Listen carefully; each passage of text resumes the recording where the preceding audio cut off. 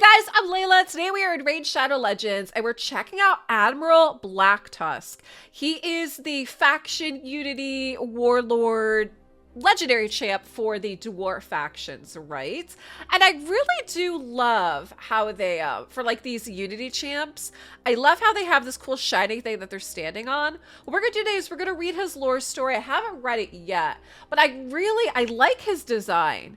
And I find with like a lot of these dwarves specifically that they've been giving us a bit more often is we're finding that they have quite a bit of like armor and stuff on them, right? So I'm curious what they're going to do with him. But so there's the dwarf banner for the Unity Warlords, which again looks a little bit different than like the dwarves overall. But I'm curious about his story. So let's read it together and let's see what happens with Admiral Blacktusk. When the dwarves of Gloomdeep Hold and the Skyrim Dominion re-established contact early in the Age of Treachery, it was a mode of celebration for both. A wave of hope and optimism surged through the dwarven territories. Trade deals were struck and exchanges of technology were agreed. Thousands wished to travel between the two holds to find long-lost branches of their kin or for a new beginning. The connection between Gloomdeep and Skyrim, however, was not physical, but magical. Restored through runic gazing stones few could use at once.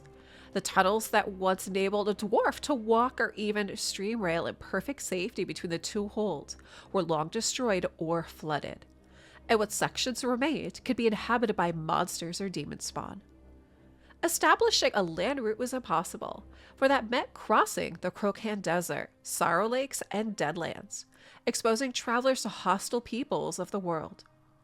Instead, the dwarves turned to the sea. They already maintained ports and docks for their fishing fleets and navies. All they needed was to construct more vessels, powerful warships for long, hazardous voyages, and big-bellied haulers for the long volumes of promised trade. So unused were the populations of Gloomdeep and Skyrim that both put their full efforts into the work. As the fleets grew, a question was raised: who to command the first?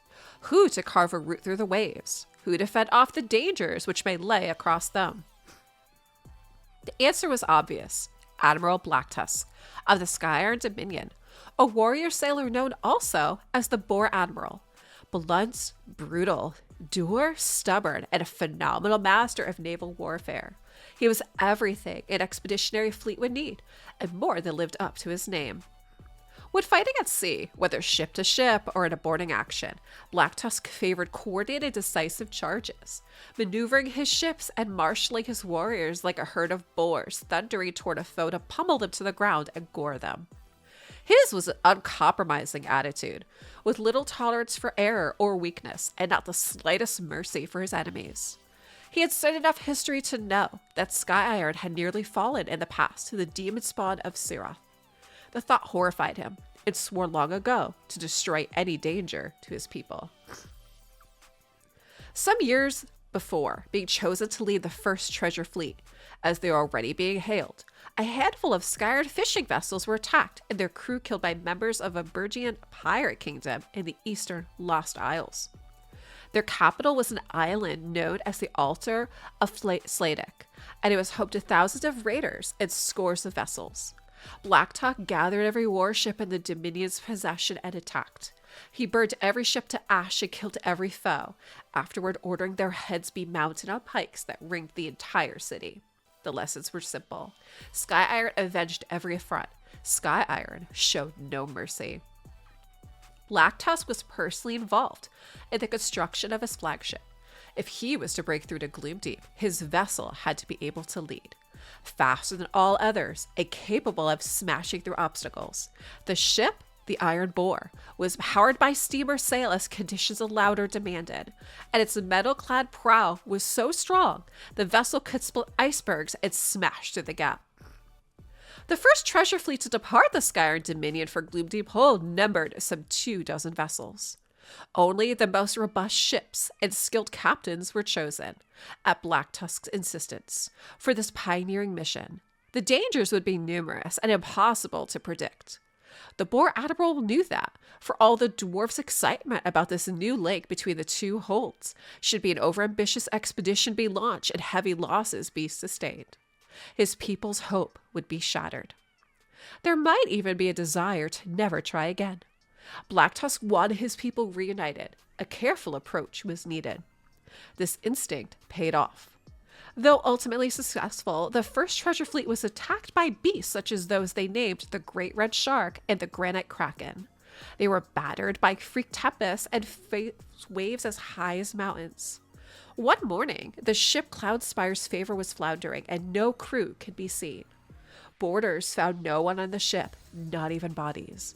Just thick streaks of blood and ship's timbers splintered and shredded, and many of the cuts they found would appear to be sawfish teeth.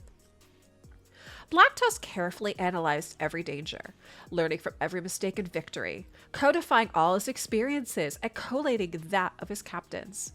He passed on every scrap of wisdom to his people's navigators, merchants, and admirals.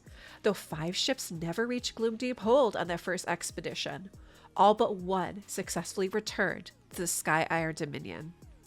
Okay, guys, I thought this was a good story. This explains why, we call it like Admiral. So a lot of times, I don't know about you guys, but I seem to think of like Navy, obviously. So that's basically what he is. He was commanding the first Navy fleet for the Skyrim Dominion dwarves. So I really like what they did here. Guys, drop me a comment down below. Let me know what you think for the lore story for Admiral Blacktusk, and thanks for watching.